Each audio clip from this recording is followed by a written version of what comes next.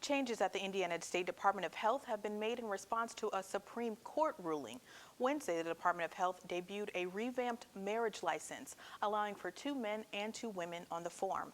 When the U.S. Supreme Court said this week it would not take on same-sex cases from Indiana and 4 other states, the court made it possible for same-sex couples to once again be married in Indiana. It is a busy work week for Hoosier court clerks. At the Lake County Courthouse, the marriage department is working harder for their customers. This week, some of them are new. This morning we had quite a few calls.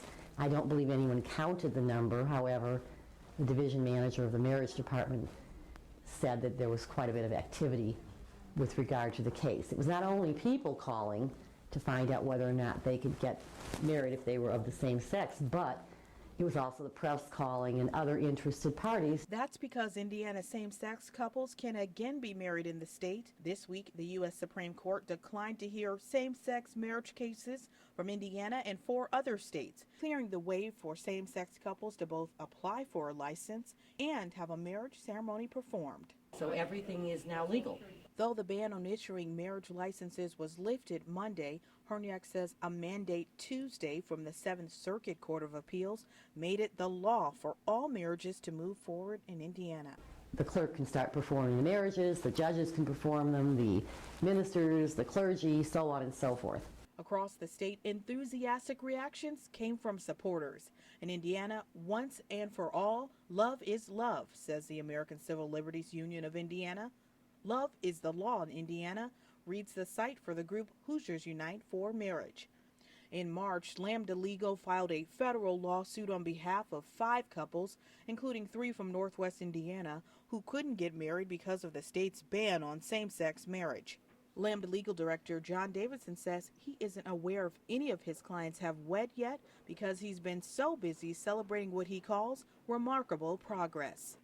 10 years ago, there was nowhere in the United States where same-sex couples can get married.